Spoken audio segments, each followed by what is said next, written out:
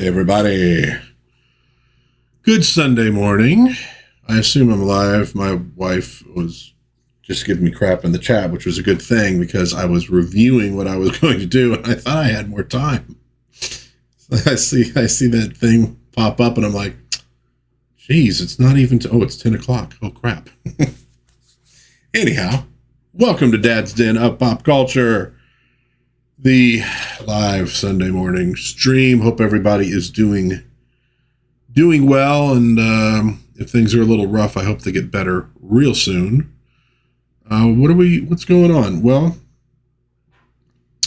I processed my first Spirit Halloween lease this week. So the fall season is approaching rapidly. And in fact, the fall decorations are starting to show up in my house as we speak. They're being taken out of boxes and prepped because my wife has had enough of summer already. And, to be honest with you, I've had about enough too. It's a little rougher here in Vegas. I get it if you're living up north and you only get a little bit of summer every year. You want it to last. In Vegas, we get summer from May to October, and it can get the heat can get a little tiresome. So we got that going on. Oh, daughter, this I thought was kind of interesting. My daughter, I guess it was yesterday, went and saw Superman for a second time. Went and saw it with one friend a week or two ago, a bunch of other friends. This week, has not gone to see Fantastic Four. Hey, Fins, what's up? Yeah, exactly. You're down in the South as well, so you know what I'm talking about. But so she's gone now twice to Superman. No Fantastic Four. Haven't even heard her bring it up. And I think one of the big reasons of her interest in Superman is David Cornsweet, who she thinks is cute, which, if you'll remember, helped drive the box office on Thor and Aquaman as well. So we're looking now at Fantastic Four. It's slipping. It doesn't look like it's in real good shape in terms of box office. And I initially figured it looked like it was going to probably do about the same thing that Superman did in the theaters. They seemed early on to track a little closely. And it seemed like it had relatively good reviews from people, too.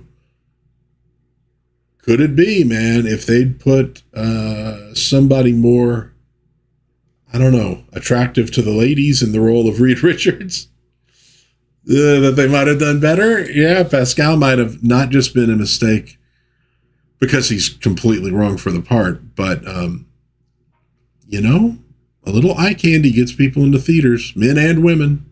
It does. So, and she likes crypto too. Yeah. Hey, Ramey, what's cooking, man?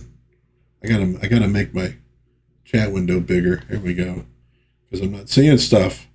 So what do we got? So we are kind of in the dog days of summer at the moment.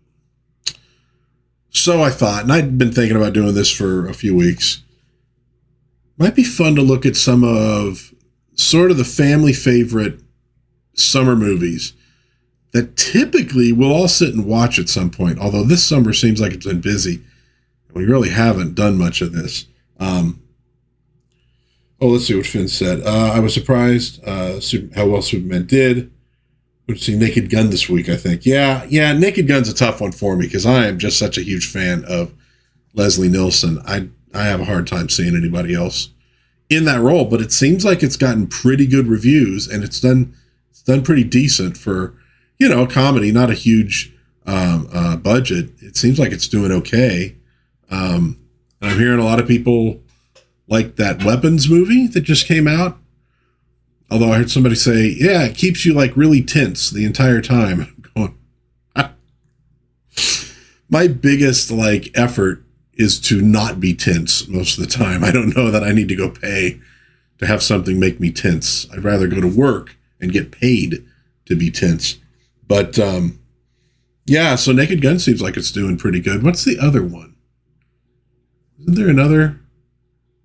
Oh, that Freakier Friday. I think it's out, and I think it did decent too in the box office. So yeah, I mean, I don't know money wise what they need to make and if they're going to be profitable or not, but they do seem like they're taking a little bite though out of Superman and Fantastic Four, which is, understandable. They've been out for a little while, but at any rate.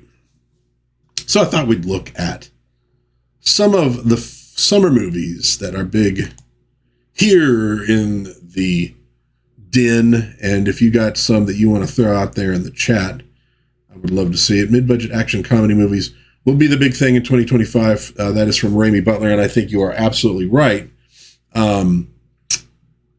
I think Hollywood needs to find that mid-budget range again for stuff, and I think they need to also find a way to make superhero movies on a lower budget. There's a movie, and most people have probably not heard of it. It came out a few years back from the Philippines, and I want to say Gundala. I think I'm getting the name right. So the Philippines has a pretty good comic book industry of its own.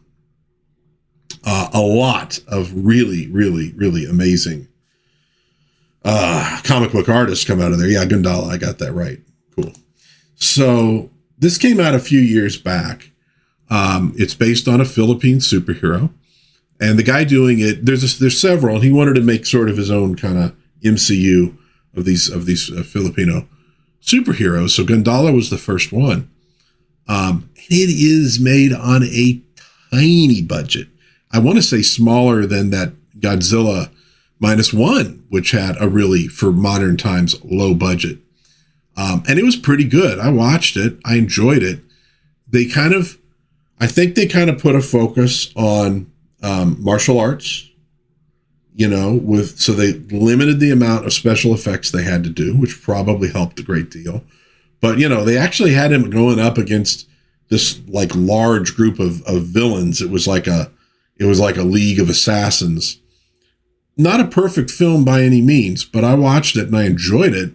And it didn't do massively well in the box office, but I don't know if they're doing a sequel or not at some point. They had plans, but point is, they made an entertaining superhero movie with a very, very small budget. And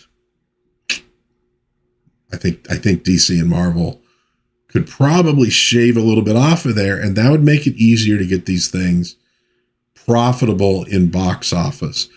I know they sell toys and they sell merchandise and stuff too, but understand, in a corporate world, typically every single phase of your business needs to be profitable. They don't really, and they sometimes will do loss leaders, but generally speaking, they don't like to lose money in one place and have to make up for it somewhere else. That was a big thing when the Las Vegas Strip went corporate. The Strip was known for really cheap food and really cheap rooms and free shows and everything. And the reason was the folks who owned the resorts, the folks that owned the resorts, they were cool with just making their money on the gambling. Give the rest of the stuff away. Get the people in to gamble. As corporate interests took over, they're like, oh, no, you need to make a profit on the rooms. You need to make a profit on the food. You need to make a profit on the shows. Not to say they didn't have any gimmies, but not like they do. And now we got a point where they charging for parking, and they're charging resort fees and visitations down in Vegas. And one of the reasons might be because it's getting kind of expensive. We've typically in Vegas, we're pretty good at having different tiers, levels people could afford to keep people coming. And that might be getting in a little trouble, especially I think in the mid tier. But point is, they want everything to be profitable. The studios want everything to be profitable too. At a minimum, they want to break even. I think they're going to break even on Superman and maybe make a little profit. We'll see. Fantastic Four looks like they might not. They don't really dig that kind of stuff. Finns the Spook says horror movies in the theater are a totally different thing, as they are very affected by crowd. Good point. Someone chatting and having their phone out can ruin it. Comedy is a little bit more forgiving. That is true. And Remy Butler, the 60s motorcycle documentary is great. Oh, On Any Sunday. Yeah, he's referring to that. So let me let me talk for a minute about these movies. So this is one of my favorite movies to throw on in the summertime, The Endless Summer. It is a Bruce Brown film. Follows surfers Mike Hinson and Robert August going around the world. What they're trying to do is, wherever you happen to live, you get so much summer, you get to go out and surf, right? And then it's over. And they're like, what if we follow summer around the world, so we don't have to stop surfing, and we're going to look for the perfect wave. So we're talking about 1966, so it's mid-60s. It's done in sort of a documentary style. There's a couple little bits where they're acting a little funny and stuff for the camera, but it's really kind of interesting. And what I think the best about it is that it's extremely mellow, and you get a lot of really beautiful shots of the surf. And I'm not even a surfer, and I dig this movie. I like that laid back sort of attitude as they look for these waves and interact with people, and you can see different parts of the world. It's one of those, and as I've gotten older, definitely, like me talking about tension earlier, I love a movie that just sort of, you can just chill to. You can just put it on and relax. And Endless Summer is one of those. If you've never seen it, you might want to check it out. It's also definitely got that laid back surfer sort of attitude that I think has survived well beyond the 60s. You still seem to get that with surfers. For a long time, I answered to a surfer where I worked, and he's definitely kind of laid back. Sometimes we wanted him to be a little less laid back to, deal with some issues in the job, but he had that surfer attitude. So it lends itself to that kind of relaxation. Now, the rest of these movies are comedies because, like I said, I primarily, when I'm watching stuff, that's what I'm looking for. That's the kind of entertainment I look for. One Crazy Summer, 1986, a Savage Steve Holland movie. You might also know his winter film, Better Off Dead. And I want to say, I think he was also the guy who did a TV show that my daughter loved growing up called Big Time Rush, if I'm not mistaken. So One Crazy Summer, comedy. It's a little bit rough in a way. Like it's not a polished comedy. It's very goofy. It's a bit cartoony. Holland is also an animator. In fact, I didn't realize this till just yesterday when I was doing a little prep. He animated the Whammy sequences on now I can't remember the name of the dang game show. If anybody in chat remembers it, God, I can't think of it. But where you'd have to press this thing to stop the little blinking lights going around this board, and if you landed on the whammy, you'd like lose your money or something like that. So these people would be, no whammy, no whammy, no whammy. Well, the whammy animations were done by Holland. You get his animation in both One Crazy Summer and Better Off Dead. Now, this one has John Cusack, Demi Moore, one of her earliest roles, Bobcat Goldthwait, friggin' nuts. He's got one of my favorite scenes in the movie. Curtis Armstrong, maybe better known as Booger in the Revenge of the Nerds movies. And others. It's very goofy. It's a fun flick. Comes down to essentially a yachting contest at the end. So it's very much this sort of the misfits, the losers, striking back. You got a lot of that stuff back in the 80s. Well, Revenge of the Nerds, for example, and another one we're going to be looking at in just a second. But there's a weird movie. Oh, Press Your Luck. Thank you, Remy Butler. Well done, sir. Press Your Luck. And there's a weird movie about that game show. I will have to look for that. Yeah. I don't remember watching that one too much either when I was a kid. I think my main game show memories, well, there was like the primetime stuff with Wheel of Fortune, because my mom and I would compete on that one, who could solve the puzzles first. I remember that well. Jeopardy a little bit, but Price is Right, I remember really well. It was the movie, it was the show you watched when you were homesick from school way back when. Price is Right, and what was the other one? Oh, was it like $1 Million Pyramid? Or I think at one point it was like $100,000 Pyramid. I do remember that one too. Password was good. Oh, and of course, with Match Game with Richard Dawson. Those are kind of fun. You can find Match Games. Richard Dawson was, I think, psychic. His ability to solve puzzles and match people was freaking bizarre. And if you'll notice, early on, the contestants figured it out. And so at the end, when you did the one match to win, like whatever the money was, the big money, they were always taking Richard Dawson at a certain point because he could match almost everybody. And then later, as the seasons went, they made it a random thing. So they couldn't just always pick Richard Dawson. Anyway, going on a nice little thing. But anyhow, One Crazy Summer, funny flick. It is very much in the vein of Better Off Dead. They're very similar. If you've never seen it, you might want to check that one out. So similar kind of plot, Summer Rental, 1985. Carl Reiner flick, John Candy, Richard Crenna, Rip Torn, which comes down to a similar thing. Now, this is where Candy and his family get this summer rental. They're going to go to the beach, and this rental place is freaking horrible. They want their money back, and they're not getting their money back. And it comes down again to like this yachting contest. There's some great stuff in it. Good kind of feel-good movie. It's John Candy. So, I mean, like, dude, if you can't enjoy John Candy, I don't know what you're doing with your life. The dude's just awesome. And Carl Reiner, who's frankly good at this kind of stuff. And we'll be looking at another Carl Reiner movie before we're done here. But this one, I very specifically remember when we first got a VCR when I was a kid. This was an early rental of ours. And I can remember, so it would have been summer vacation. I can remember my sister and I putting this in, we're watching it. And this will tell you how, like, I don't know, we were a simple people once upon a time. You could play stuff in reverse on a VCR.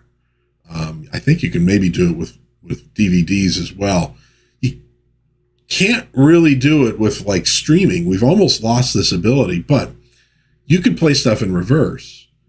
And to us at the time, seeing people move in reverse was friggin' hilarious. Like, and I can remember us doing this with this movie.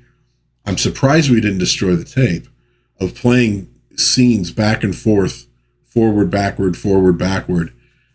We thought it was hilarious, but we also loved the movie. So we kind of introduced this among the family here a few years back, and it was a favorite. My daughter loves John Candy, and it's a genuinely great flick. Now, for another John Candy film that is a summer movie, although this time we're moving off the beach, Great Outdoors.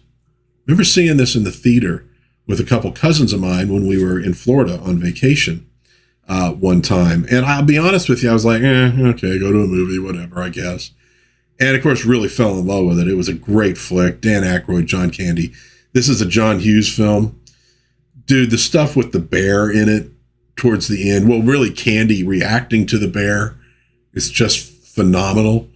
The whole scene with him having to eat the giant steak and then getting home to what the raccoons did. There's a ton of great stuff in this. I use the line about the hot dogs, nothing but lips and assholes all the time. Great Outdoors has stuck with me. That was 1988. So I was 16 years old. And I can remember that's also an early videotape that I remember buying. I had that videotape for years, and I think we have it on DVD now. I'm pretty sure. But yeah, that's a great one. Great Outdoors, really fun. And like with John Hughes, always there's also like the touching kind of elements in it. And Aykroyd playing Roman he's an a-hole. He manipulates people, but he kind of kind of gets his shit together at the end, although you kind of get the feeling not entirely. And Annette Bening is in it as well. That was like, this was maybe like a year or so before she was in Bugsy with Warren Beatty, and they had like a whole thing going. Yeah, I remember that. So it's kind of early Annette Bening, and it is just pure comedy. Oh, the line about the spin cycle.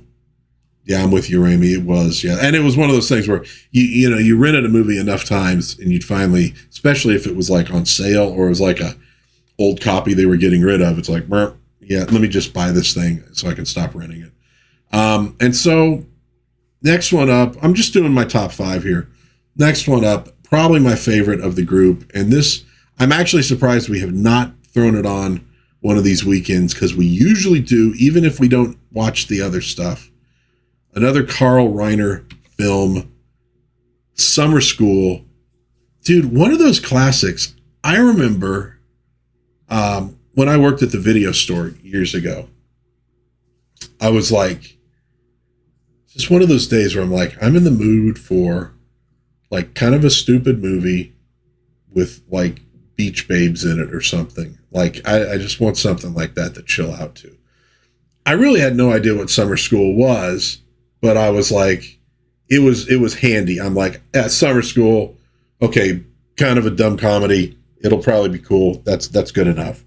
And you do get a little beach babe in it, but dude, it was like phenomenal. It is a freaking great flick.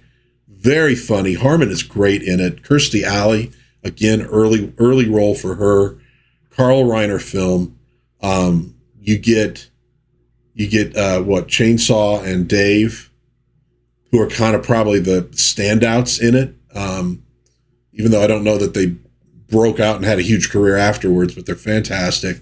These two losers who basically, are obsessed with the Texas Chainsaw Massacre and with all that stuff. You get a great scene where they set up just a house of horrors in their summer school classroom. And again, it's very much that, so that kind of deal of, these are the losers who are trying to make it, and can they pull it together, in the end. Also the dog is rad in it. Finn's a Spook. All right, so here's a question. When you say you put on a movie or watch it, do you mean you guys spend dedicated time sitting down and paying attention, or is it on in the background? It's sometimes a little bit of both for us. Well, yeah, I mean, there's, back in the day, before everybody had phones and everything, it was sit down and watch it, for sure. Now, I was writing a lot of role-playing game stuff, so a lot of times while I'm watching things, I'd also be working on the laptop and kind of splitting attention. But at that point, I'd probably seen the movie, any of these like a dozen times. So it's kind of easy to do. You're hearing it and you look up at the good stuff. Nowadays, oftentimes there is some split attention with phones and all that stuff. Still, though, family gets together in the room, movie on, we're laughing to it. We all know these movies at this point. That's kind of one of the nice things about movies like that, is that you don't have to like focus your attention. So it's a little bit of both. It depends on the day, how much we're paying attention to it. If I don't have any big project I'm working on, I usually am focused on it.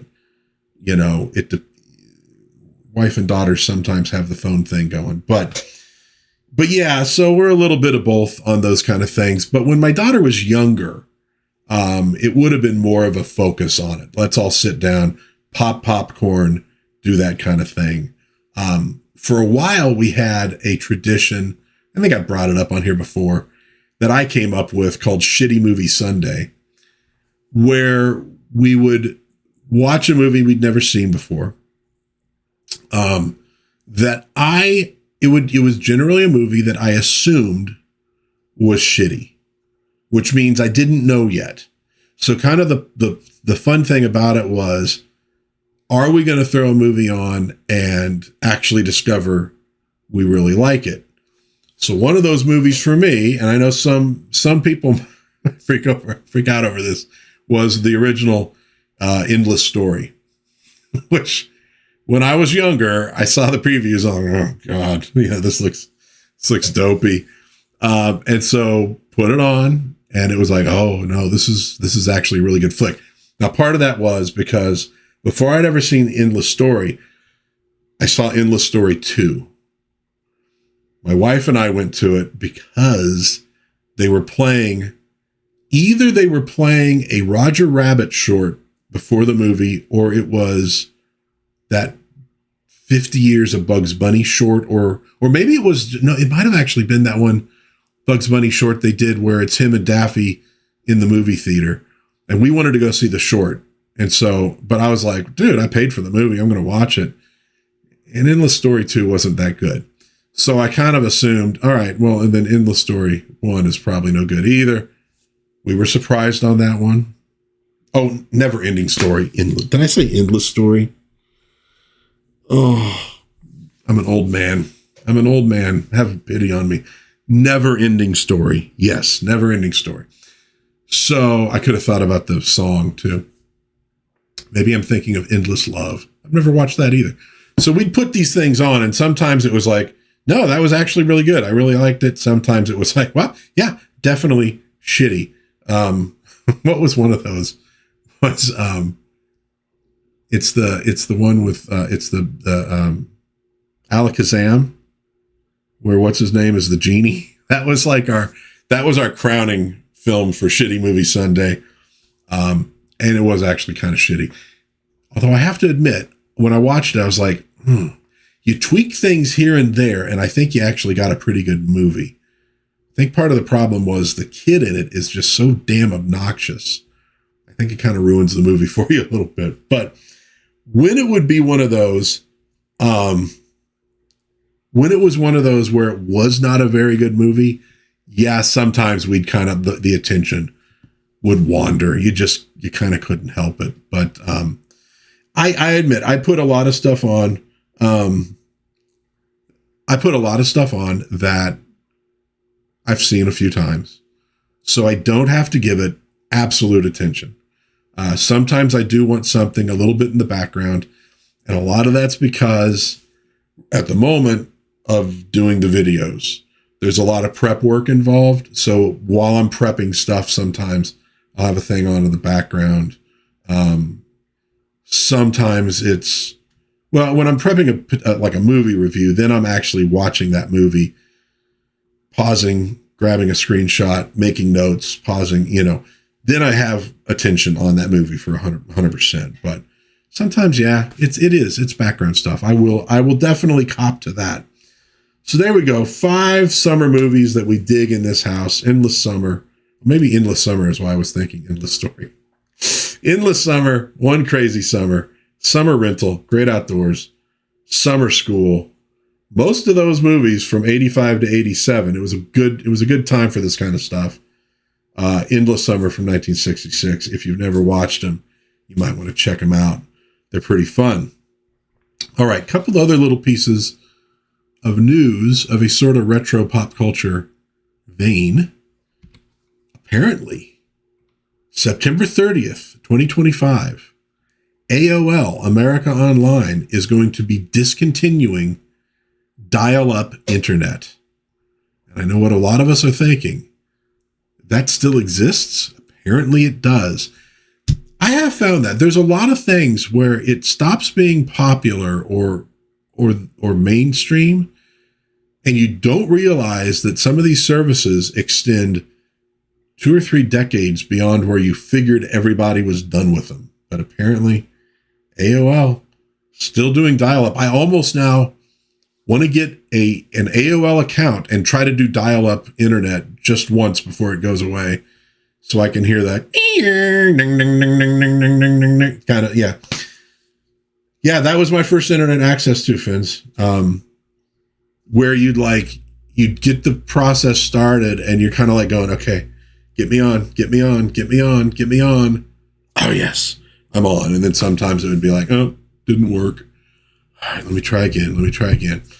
Yeah, that was how we did it back in the day. And then it was primarily, once you were on the internet, you had what? You had the AOL mail. You got mail.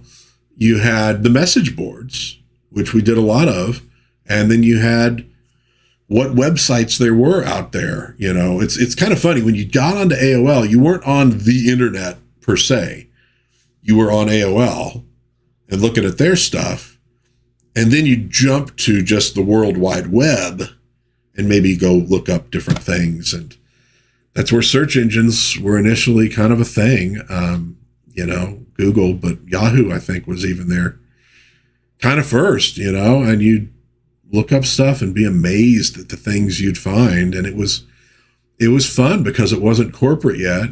It wasn't you had trolls in the message boards, but it was mostly just individuals who were into things putting their love of that thing out there. And I can still remember finding years ago a whole website dedicated to Mr. Belvedere. And I'm talking about the TV show and the guy who played Mr. Belvedere.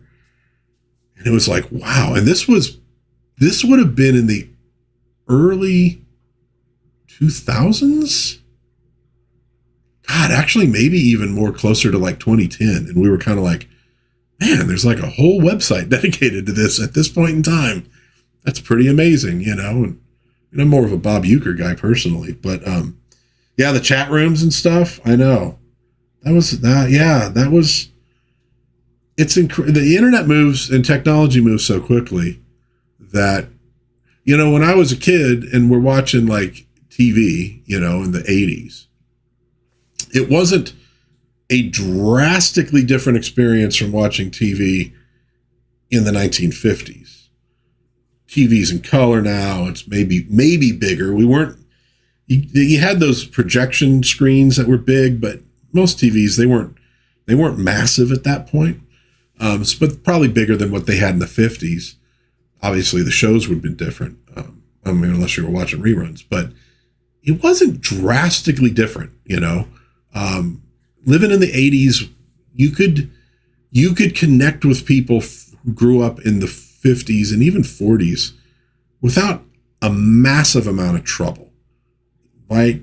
We still listen to the radio, you watch TV, you watch movies, you still do a lot of stuff outside. I mean, there was a lot of common ground. Once you get to computers, it starts cycling really, really quickly, you know, and like within a decade, stuff looks like it's 100 years old from a decade earlier because of how quickly it's changing. So you don't have as much commonality, not even just between generations, but between people who are like, you know, 5 years younger than you, who missed out, you know, entirely. Like there's within, you know, 10 years, there's no floppy disks anymore, you know, and you just like and at that point you have, you know, you get Windows, where before you're doing everything by a prompt on your computer. My Apple IIe, you know, you'd prompt, you know, open file, blah, blah, blah, blah, blah. And then all of a sudden Windows is along and you're clicking on everything with the mouse, right? And it was like, it's a quick, and I was there sort of for all of it. So I can have a memory. I can connect with different people from different generations. But if you're in your 20s now, you know, hearing about what you did, even like back in the early 2000s on a computer, seems like 100 years ago. It's kind of crazy how that's worked. From Fins, yeah, the gap between things is only going to get bigger as technology moves at an exponential rate. I worry about what things will be like at the end of our last. Will we be totally out of touch? We probably are. And you know what? I aim for being out of touch personally. I'm good with that. I look at technology as a tool. And if it is serving my needs, awesome. And if it's not, get out of here. I don't care. I'm not interested. I am not a person who's ever been like, but the latest, the newest, you know, let me look at it. No, don't need that. Good. I'm gone. I'm doing something else. I don't care. But you're right. It's gonna move people a little further away from us. Finn says we're getting into a subject, but the lack of cultural homogeneity is a real issue. Shared cultural experiences are no longer a thing. Everyone is into their niche, and that's all. Definitely guilty of this. I very rarely try things outside of my niche interests now. I will say this, for me, I'm both a little bit like that and I'm a little bit not like that. I do have my niches that I dig. I'm not averse to trying new things. I'll give them a look. I'm less so now that I'm in my 50s, but I do try every once in a while to just pick up a book or watch a movie where I have no idea what it is, and it doesn't seem like it's my thing, right? Okay, I don't know what this thing is. I'm going to just put it on and I'm going to watch it and I'm going to see. And sometimes, or again with a book, sometimes you go, yep, this really isn't doing it for me. I don't think. Very often I end up liking the thing, and it becomes something I really enjoy. I did those videos. I did one early about that Lost Continent of Atlantis book.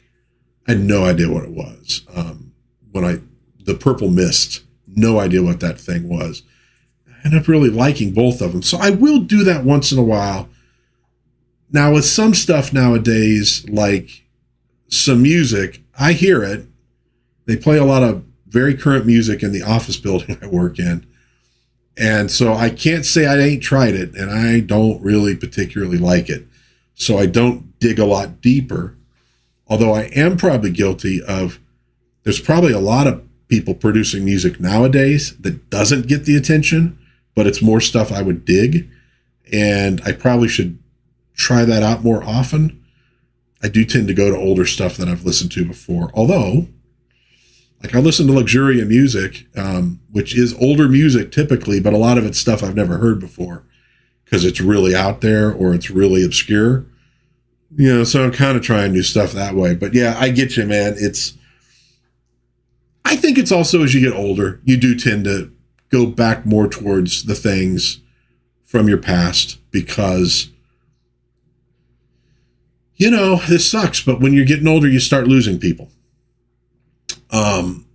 And those people, even if you haven't seen them a ton, they're still like this piece of your past that links you to a time where you felt secure and safe and everything seemed to make sense. Like you have that period of your life when you're growing up and growing into things that and I think for a lot of us, it's rooted a lot in your early 20s, your teens, your childhood years. Like this becomes reality. So for me, that would probably be from say 1977 to the early 90s. This is reality. This is what things are and should be, right? And then, of course, they start changing on you. And, you get a decade further on, and you're not that old, but you're still kind of going, I don't know about this new music. It's a little off. It's a little, you'll still find stuff you like, but there's definitely the vibes are changing, right? You're going, not sure I dig all this stuff. But when you start losing people in your life, a parent, uncles, aunts, grandparents, etc., I think you start things from sort of your pop culture past, shows you grew up on, music you grew up on, start becoming more important because you start losing those living links you have to that kind of golden age of your life. And so you hold a little closer to that other stuff. I think it's kind of tied maybe a little bit with mourning of just oh man, and you realize you're getting older too. I'm not trying to get morbid or anything like that, but I think that's why nostalgia starts hitting a lot harder. What do I see from Finn's there? When we were kids, we had our set VHS that we owned, and that was it. So if you had some crappy movie that you would normally never have watched, it might become a family classic, which is true. A lot of movies became cult classics on video. That was a big thing. And not just video too, also just they were cheap, and so they get rerun on TV all the time, which is how It's a Wonderful Life and Christmas Story became cultural phenomenons long past the point that those things were new.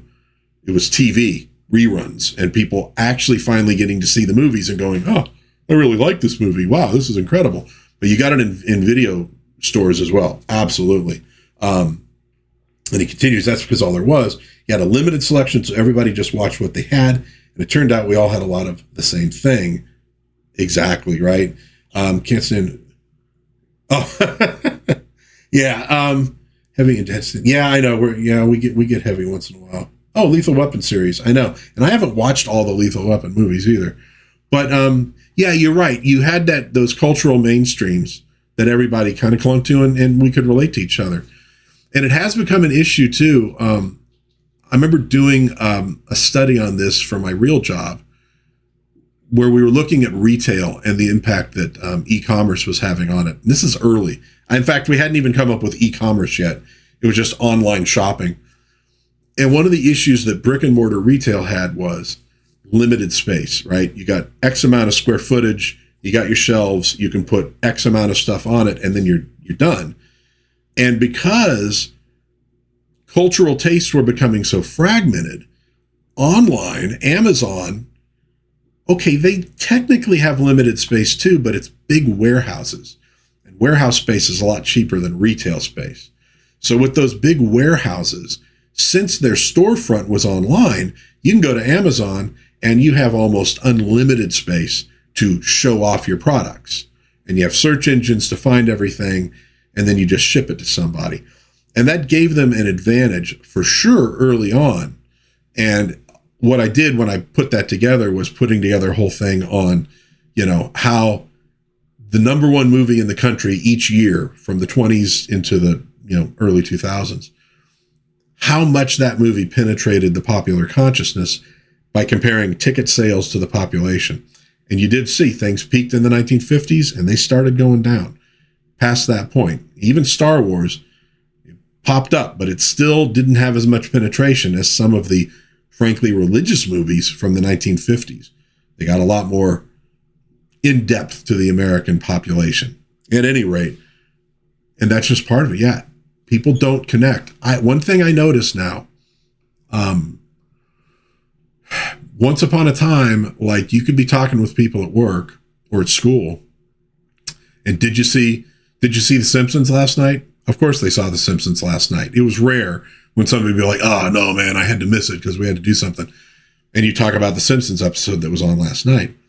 And nowadays people will, oh, do you watch such and such a series? No. It doesn't have as much commonality between people, like in the shows that they're watching. But, it's just how it is. I think that's one of the things social media, though, is also good for, is that you can find people who share common interests to you, like me and Finn's kind of hooked up over, I don't even know what it was in particular. Was it us talking about Nancy comics or something, which I think we were both kind of new to? But, you bump up against people and you go, oh, yeah, they have similar tastes. And then you chat about stuff and you find that common ground. Whereas maybe your common ground once upon a time would have been your next door neighbors and the people you went to work with. Now your common ground is with people that maybe are all over the world, but at least you share an interest in things. And it's, so it's still kind of there. It's just different. We'll see. We'll see what happens with the internet. Yeah, Raimi Butler says, trying to downsize stuff. We have a lot of movies here. No. Dude, you don't have to tell me. I'm at that point now too, where I'm starting to go, okay. Yeah, I could put a couple more shelves up, but I've got to start weeding things out here one way or another. I got so many board games in that closet back there. We kind of gotten a kick of buying board games and having fun with it. And now it's like, oh my God, we don't have time to play much of this stuff anymore. And they're taking up a lot of space. That's why I do a lot of board game reviews. Because okay, I'll do a review of it, get a video out of it, and then we got to probably donate it or something because we don't have room around here anymore. Oh yeah, the other blast from the past that we saw this week, McDonald's bringing back the McDonaldland characters August 12th. Now, I don't know. Through Brick Mantooth. Oh, cool, man. Yeah, Brick. Brian Heiler is one of the reasons I started doing any of this, because I'd watched the Plaid Stallions podcast and they'd be talking about stuff, and I wanted to answer what they were. I'm like, and it's like, well, I can't really answer them because it's a podcast I'm just listening to. And I'm finally like, if I'm going to be part of conversations about cool shows and things I like, I got to start doing videos. Like, okay, I'll be just talking with people not responding to me, but at least it gets me in there, and maybe, who knows, maybe I'll have a conversation with some of these folks, or at least get to have conversations with you good folks in the chat here. But yeah, so, and what do we say from Fitz? I think this is more for me and you to talk on the side down the road, but I'm curious about the size of my blow mold collection. It's, the blow molds, it's taken up a fair amount of room in the garage because a lot of it is, we bring out for Christmas. I think most of what we have blow mold wise is Christmas decorations. My wife could probably chime in with some of that. I think we have a couple Halloween ones, which are probably sitting out there right now. When I walk out, I'll see them, but it's not too bad. We haven't gone insane on the blow molds, but there is always that possibility. And we have one that's a big one, and I'm going to be holding up my hand. Wait, there we go. And this means nothing because you have no idea where the floor is, but I'd say it's probably 3, maybe a little more than 3 foot tall, a Santa Claus. We were at an antique store, and here's this big Santa Claus blow mold. My wife is a Christmas fanatic. We're getting Halloween stuff up now. I have to like hold her, almost at gunpoint to keep Christmas stuff from coming up like the second Halloween is over, because like we're a Christmas house for a few months. She loves it, and it's fine. I love it too. But because she loves it so much, I'm like, ooh, that's really cool. And I'm figuring it's probably like, $150 or something, like, and I think it was $50. And I had a gift certificate, a pretty good gift certificate to that antique store. And so I'm like, dude, let's buy it. So that's probably the biggest one that we have. And we got a few that we'll put out on the patio, because we got Christmas lights on the patio that we keep up pretty much all year long.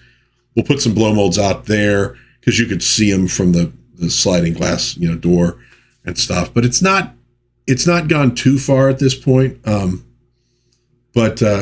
my wife's collection is nuts. Halloween, Christmas, Easter, all of it. Now she's going after rare ones. Yeah. And I love that stuff too, man. I love that stuff too. But you're right. It genuinely does become an issue of where do you put all this stuff? Because I really don't want to go out and get like a storage thing. I'm trying to avoid that desperately, which is why I'm like looking at the comic book collection going, I love the Conan comics, but I'm not really intent on collecting all of them. So I got about 30 Conan issues. They're kind of random. They're scattered. I'll probably hold on to the old Savage Swords, but I might get rid of those now. That'll free up some space.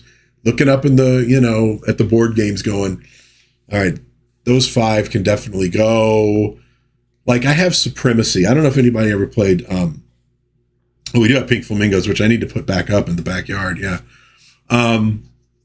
Supremacy was kind of a fun game. It was kind of like Risk a little bit, but a little more intent. You had resources and you had nuclear arms in Supremacy, right? And the trick in Supremacy was if a certain number of territories got nuked, it would end the world. So if one guy was starting to win, right, then the other players are like, well, instead of letting that guy win, perhaps I can just destroy the world. Now, if you launched a nuclear attack at an opponent's territory, they had a chance to stop it. So it might not work out for you. But if you launched an attack on your own territories, nobody could stop you. And so the game was like, it was almost become a competition to, can I win rapidly enough that my opponents won't have time to destroy themselves, to wipe out the entire planet so I don't get to win? It was a fun game. I played it with my friends a bunch back in the day. I bought it I don't know when, but it was like when I started buying a lot of board games. Oh, I'm going to get Supremacy. And now I'm like going, I have nobody at this point to play Supremacy with. I just don't. The family's not going to play it. You know, most of my friends, I either don't see them or they're far away now. And it's like, why do I have this board game? Axis and Allies is another one. Love it. But it's like, it's taking up room. And if I got to be honest, I'm never playing this thing again. I know I'm not. So a lot of those we're looking at probably getting rid of. Yeah, it's space stuff. What's your Bloom Grail? My wife. Thanksgiving set. Wow, yeah. Wendy, you'll have to answer that. I don't know if she has a Grail. We just we dig kitschy retro stuff in this house. Well, at any rate, speaking of kitschy retro, McDonald Land. I think Happy Meals, they have a new shake that they're offering.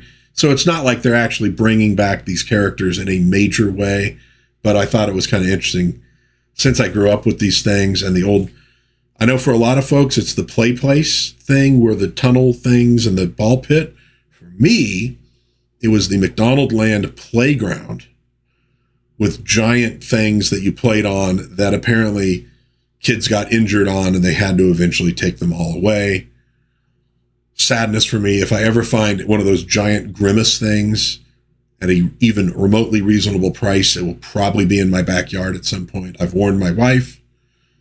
I know this is probably never going to happen, but potentially someday there could be a Bob's Big Boy statue, a Grimace. I don't even know what it was. It was like bars, and you held onto the bars and you just shook this giant thing back and forth, and it had like Grimace's head on the top of it.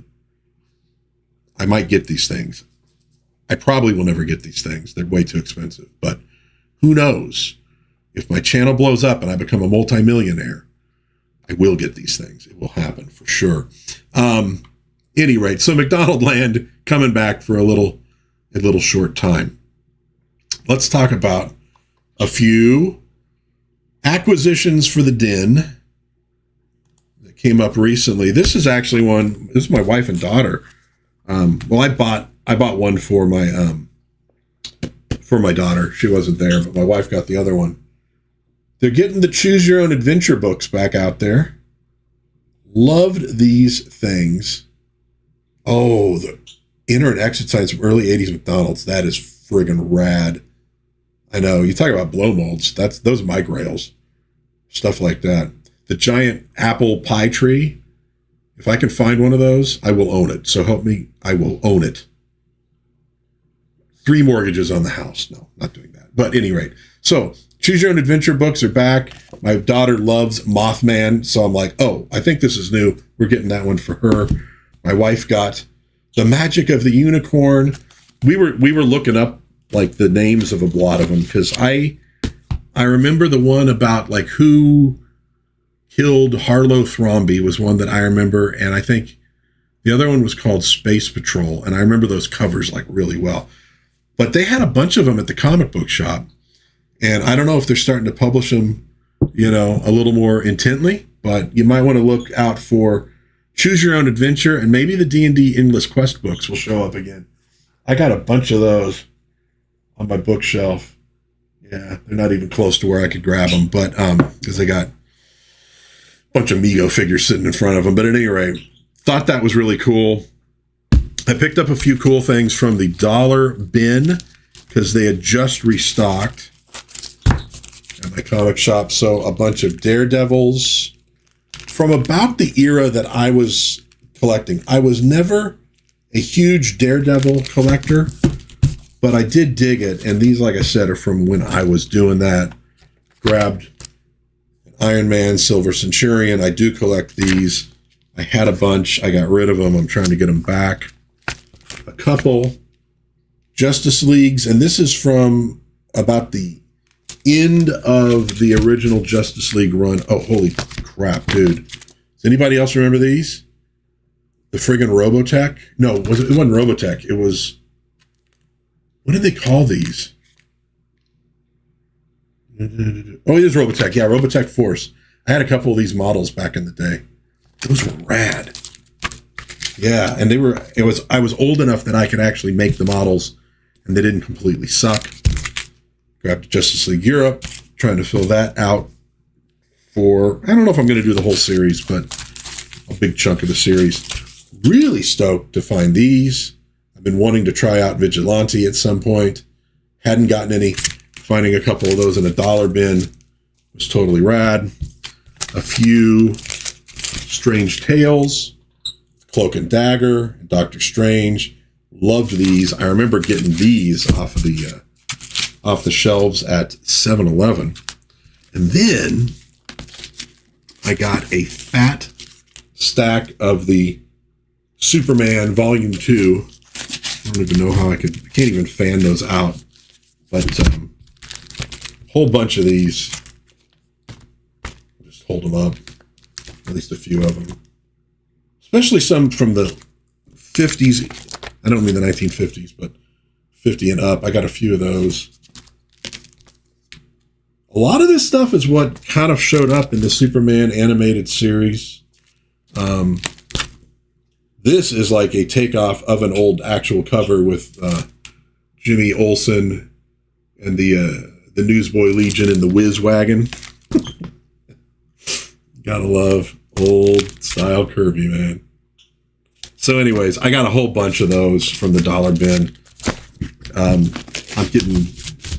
getting a real good collection of those. I think I'm going to try to collect them up to maybe like issue 52 or stuff, and I'm getting pretty close on that. Got a couple toy deliveries. The only one of this wave of Superpowers figures I was able to get a hold of, Animal Man.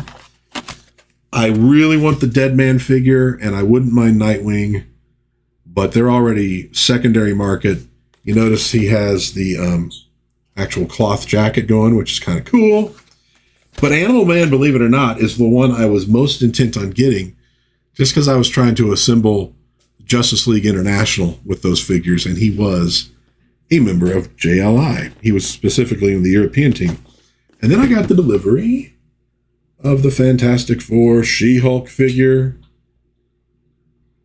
And funny story, I think I'm going to do a full review video on that one too, but yeah, I sort of got two of them.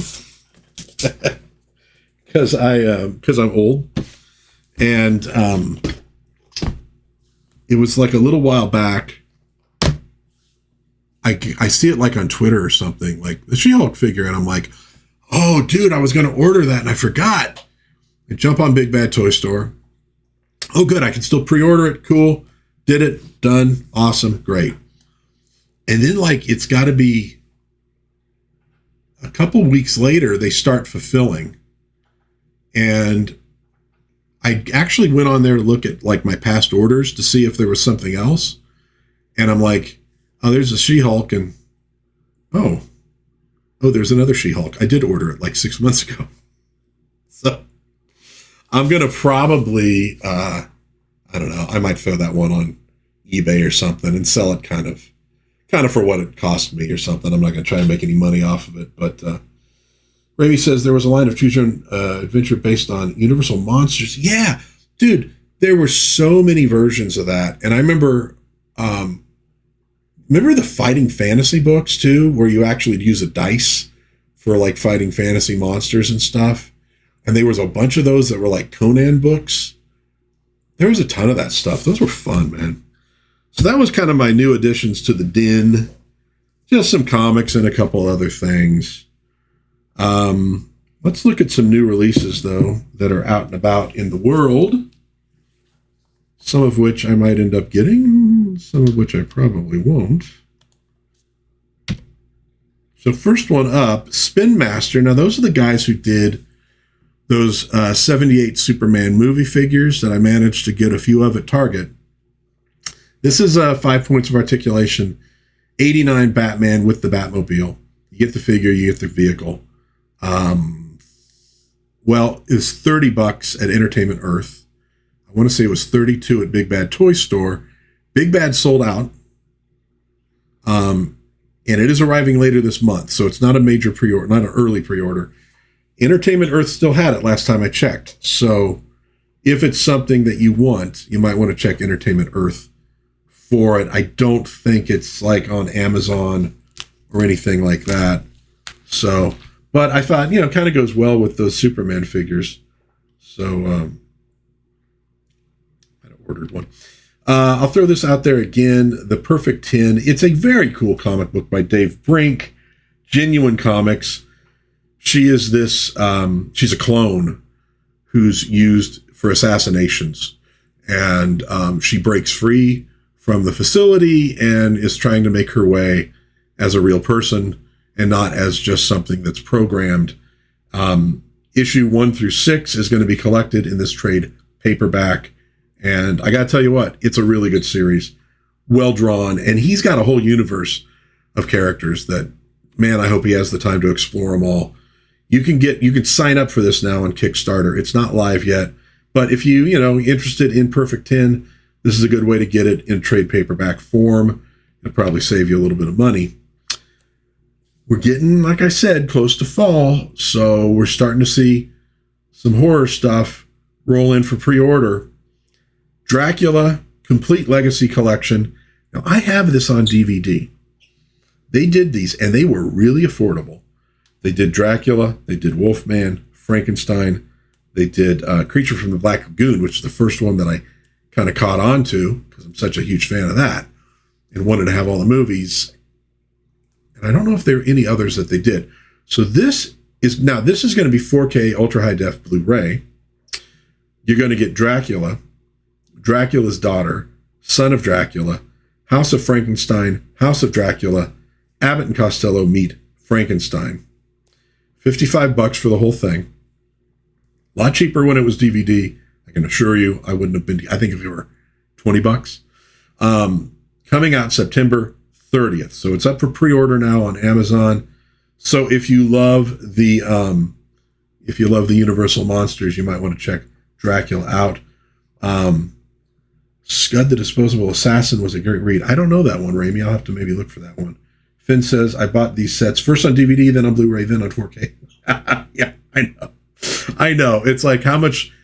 Well, there's, if you get the 50K version, you could see this little pimple that's on Bela Lugosi's head. It's right by the hairline. Now, in the 4K, you can see the two other pimples, but there's a third pimple. You can only see it if it's mega high def. And no, I know.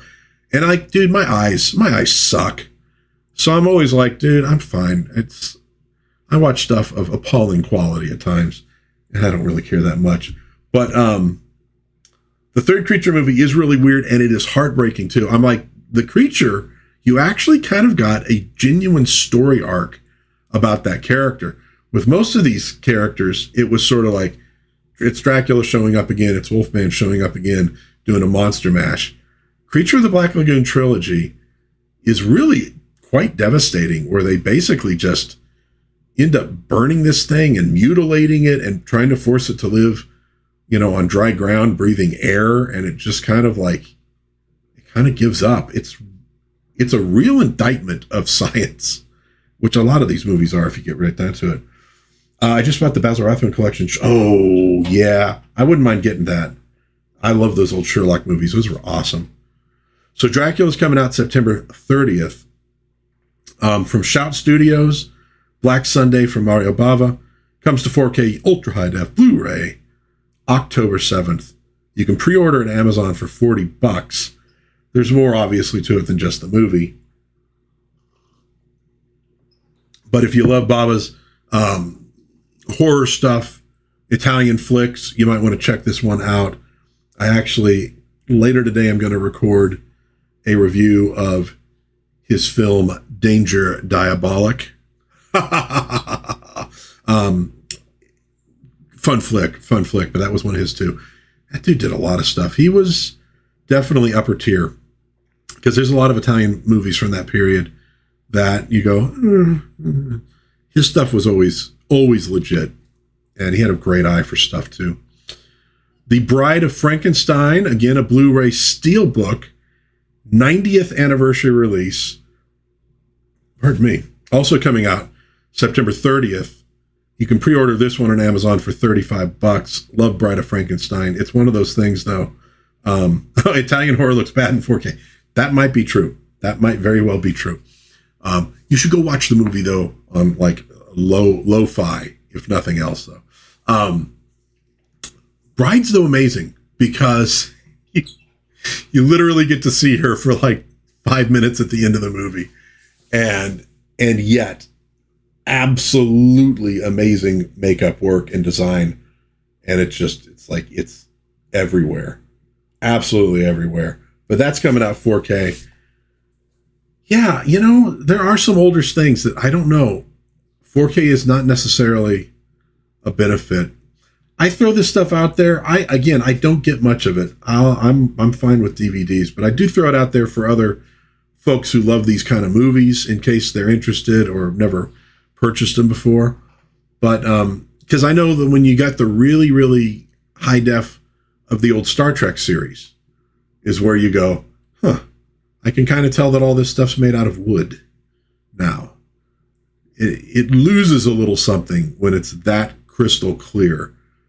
I don't totally get the fascination some people have with making everything ultra, ultra, ultra clear. But, people dig what they dig. Emergency, the complete series coming out on Blu-ray. Now, I have the DVD box set. I am a bit of a Emergency fan, which is why my daughter bought me this hat, which I now notice is sort of kind of crooked on my head. Yeah, there we go. This was made for children, so it's not quite the right size for my head. But at any rate, shows you what my daughter knows, though. She does a really good job of getting me things that I love. And she got me this a few years back because I am an Emergency freak. I will sit and watch, I could watch 2 hours of Emergency every day for the rest of my life, and I would be perfectly, perfectly happy. But that is coming out now, August 26th, so pretty soon. It does include the Adam 12 crossover episode. It's 28 discs. It was on for a long time. Great series, though, because it gives you an idea of how actual rescues were affected.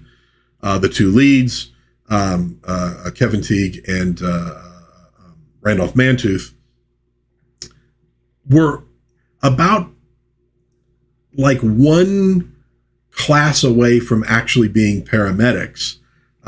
It was even brought up to them when the series was ending, the head of the paramedics in LA County. And this show was really big for getting the word out about the idea of paramedics. It was a brand new idea that kind of came from the medics working in Vietnam and what they were doing, and like the MASH units that had been operating. This idea of taking care of people right where the accident occurs before you get them to the hospital. There are a lot of firefighters who are like, that's not our job. That's not what we do. They opposed it. This show helped popularize the concept and get the word out. But when the show was finally over, head of the paramedics went to both of them, I think, and said, we'd love to have you as paramedics, And I think Mantooth in an interview said, he goes, I considered it for a minute because I did kind of like the work. But he goes, I also realized, though, pay's not great, very stressful. I would actually have people's lives on my hands here, not pretend in a TV show. I decided, I think I'll stick with acting, but they were right there. So it's a pretty realistic show to the extent that they can. Finn says, it also depends on the transfer. Some 4K is very obvious. Jaws is one of the most amazing 4K that I've ever seen. But then there's others that you can barely tell any difference between that. And and there's a Twitter account that I follow, and this is where I learn about some of this stuff from that's coming out. High def something. I can't think of it. And he'll actually, I don't know if it's a guy or a woman. I assumed it was a guy, but they'll show comparisons of different 4K releases, image wise and video wise too. So you can kind of see what you're getting. And sometimes, it's going, it's 4K, but it's not that great. Something to think about. Hawaii Five-0 looks great in high def. Interesting. I have the DVDs of Hawaii Five-0. which I need to get out and watch that series one of these days again. I'll talk about that in a minute, but press on with this. From Kino Lorber, Hang 'em High, 1968 Clint Eastwood classic, getting a new high-def release from the 4K scan of the 35mm original camera negative. So it might be good. That's coming in 2026. Really can't hardly go wrong with a Clint Eastwood Western.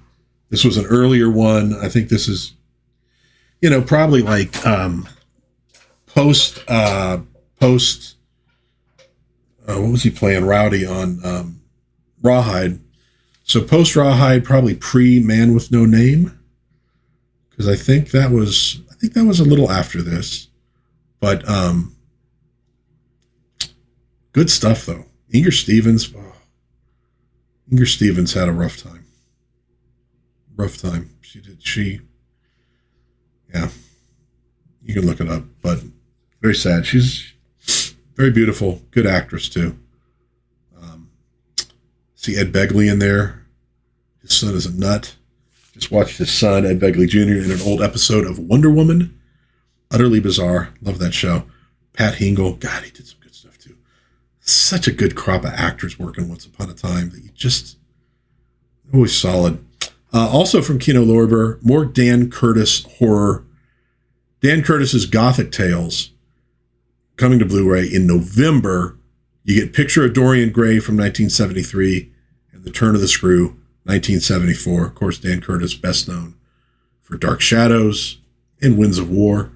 Did a lot of TV horror work, and I'll be honest, I'd never seen these. I don't know much about them, but I got to go check them out now. The new Blu-ray Man, this is from Raimi, the new Blu-ray Man with No Name trilogy sets are garbage. Do not buy at Walmart. You could say that about a lot of stuff at Walmart. They're not high on my list these days, honestly. Mostly because of their exclusive toys that mysteriously get canceled on you when they're supposed to ship. It's like, okay. Well, thanks for letting me know. So there's nothing I can do about it at this point, except just plain old miss out. But yeah, I know sometimes I think when you're aiming for that ultra high def, it's easier to miss the mark. And if you're just aiming for, I can see and hear it and enjoy the movie, it's not as bad. I mean, when we were watching VHS tapes, I don't know that most of us were like, oh, God, these are so great. It was just like, hey, cool. I get to watch movies, I get to go rent movies and watch them. And then over time with technology, it becomes like, the color's a little bit off. That blue should be just a little 2 degrees lighter up in the sky there. I know. I try not to worry about most of that. You can't go wrong, though, in terms of beauty, with old Donald Duck comics. Fantagraphics is putting out Walt Disney's Donald Duck, Tales of Andold Wild Duck in Disney Masters Volume 26. Now, this was supposedly an ancestor of Donald Duck who fought Vikings and stuff. So, the artist is Marco Rota, who is apparently a fan favorite. I am not well educated enough about this stuff. I know Carl Barks. I don't know much beyond Carl Barks. I plead ignorance on this one. I admit it. But this is coming September 30th. Pre-order for $35. Oh, I don't have the page count. I forgot to take the page count down, but you can check it out. You can see, though, fairly thick book. Fantagraphics does nice work with this stuff. It always looks beautiful. So if you're into Donald, you might want to check those out. I don't know. Maybe it has a little bit of a Prince Valiant vibe to it. Could be. Beetle Bailey. Now, this is not a collection exactly of Beetle Bailey comic strips. Beetle Bailey, 75 Years of Smiles. Original comic strip done by Mort Walker. This is done, I want to say, by his son, Brian. Well, Brian Walker, I'm assuming son or grandson. I don't know. I'll admit that. But obviously in the family, this is a salute, a coffee table book retrospective of the Beetle Bailey comic strips coming out September 16th. Pre-order for $65. It's going to be a thick book. Man, Beetle Bailey's one of those comic strips that I grew up with, and I loved Army stuff, so I was definitely down with Beetle Bailey, getting stomped on by the Sarge, etc. Amazing longevity with a lot of these comic strips, just as much as with comic books, and maybe even more so. Sometimes being passed down to children, who take up where dad left off. It's really cool stuff. So you might want to check that out if you are a big Beetle Bailey fan. Again, that is from Fantagraphics. Couple more from McFarlane Toys. The DC thing, it's running out, folks. But we got Build-A-Wave 5. And this is obviously Batman, the animated series. If you collect all of these, you can build Jonah Hex. So we got Batman. We got Killer Croc. We got Ra's, or Ra's al Ghul. I always said Ra's when I was a kid. I guess it's Ra's al Ghul. And we've got the Gray Ghost, voiced by Adam West. And a salute to his Batman portrayal. But at any rate, you get all those. You can build Jonah Hex. And from the picture, it might even be an older Jonah Hex. You can kind of see it up in the corner. It's, but you can go look for these. Now, these are going to be at Target. And I believe, they were available a few days ago. So they might be gone now. But I still wanted to bring them up. Hey, I managed to find the Superman figures about a week after they'd been released. So it's possible. You might have to hunt around. You generally can't do it online. What you can sometimes do is look at a specific Target for these things. It'll tell you if they're in stock. And then you could start looking around for other Targets where they might be in stock. Still a little bit of a crapshoot, because a lot of these things, they don't stock a lot of them. Finns, thank you for showing up. Thanks for hanging out. Thanks for chatting. I appreciate it. Have a good Sunday, dude. Hope you have fun.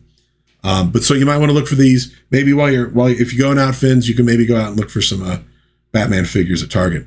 The other thing, and I believe these are also exclusively at Target this October, and I know Finns is into this one. We got the Sandman. And what does it say? It's the Wesley Dodds Sandman. This is gold label. And we got Mr. Miracle, part of the DC Multiverse line. They do nice work with these figures. You might want to look for these. Again, coming out in October at Target. When you go look for Halloween candy, maybe take a look, see if you can find these as well. But there you go. That's kind of it for coming attractions this week. Had a ton the last couple weeks, over 20. Not as many this time. It looks like it's slowing down a little bit. Just have a couple more things that I wanted to chat about to wrap this up with a couple retro watches and reviews. First off, Blood Realm issues. Let me take Mr. Miracle down for a minute. So Blood Realm, comic done by Robert Geronimo, published by Alterna Comics. Issue 15, 16, 17, 18 just came out, continuing a sort of kind of dark fantasy story. Not super, it is, but it isn't. There's hopefulness in it as well. This is telling the story of the rise of this character, Chiron, who was sort of a prophet of this true God who's trying to bring, light back into the world. It's about the rise of him, and the Iron Wolves were his sort of Knights of the Round Table. Really great artwork. This one, to me, it took it up a notch in terms of art.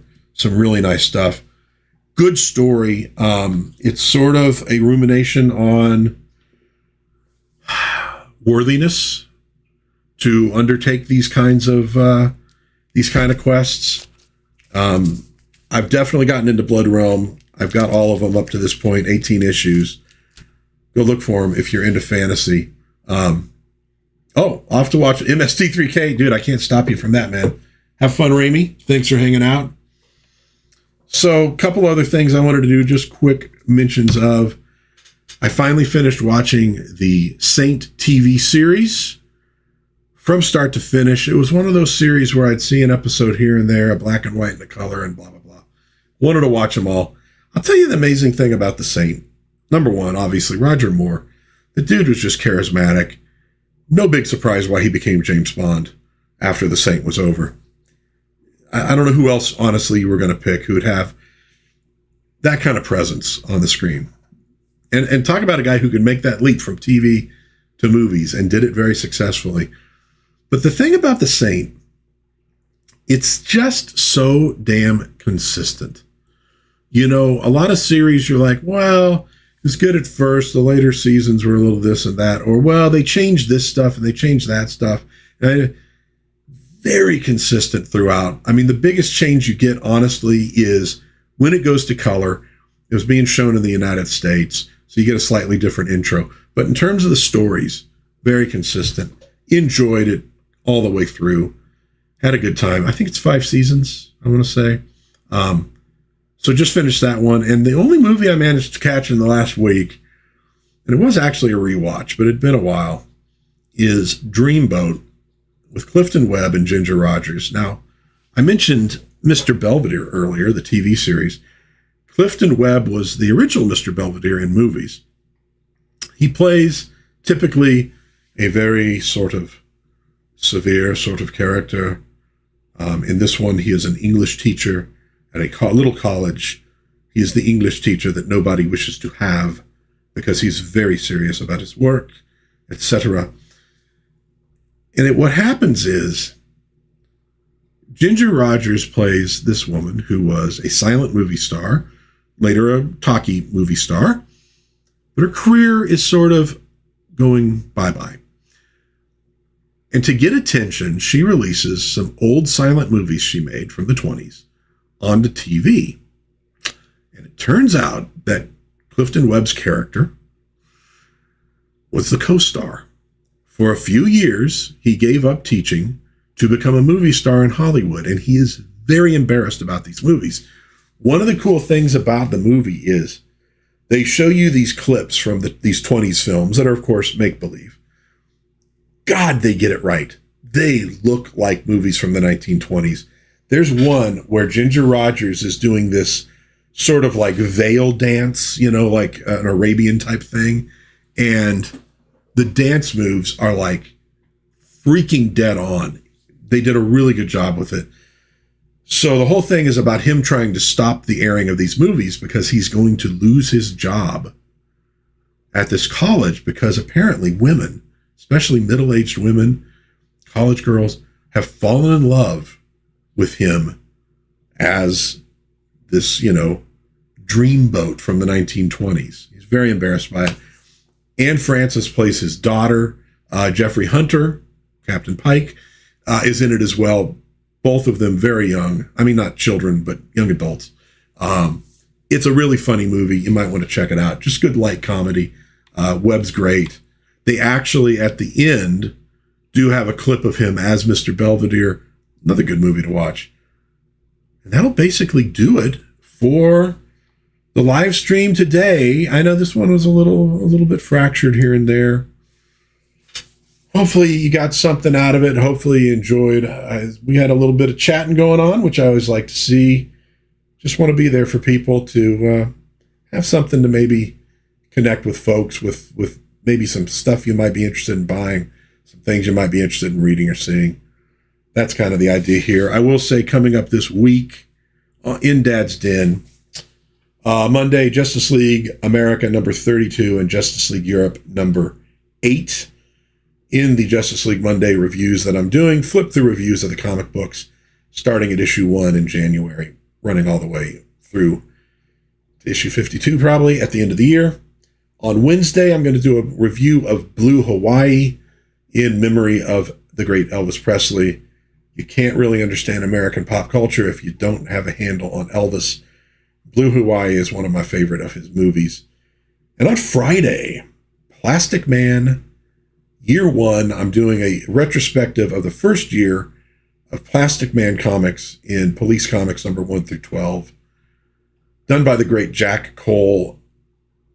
Unbelievable dude. If you've never read these, and if you have preconceived notions about Golden Age comics, you want to watch this one. Some absolutely amazing stuff. You see his art just going unbelievably uphill in this thing from the first issue to the 12th. This Cole was like, he was figuring it out. Amazing art. but the stories too. Some really crazy stuff in these things. You're going to want to check that out. And then, of course, next Sunday, we'll do another live stream. So, looks like that'll do it for this one. Hope everybody had fun. Again, hope you have a blessed Sunday. If you're having struggles, I hope it gets better. Reach out to folks, get some help if you need it, because I want to keep all of us here having fun if we possibly can. But until next time, God bless everybody. Please be kind to one another. Have a little bit of fun out there, and I will hopefully see you again soon in Dad's Den of Pop Culture. Bye-bye.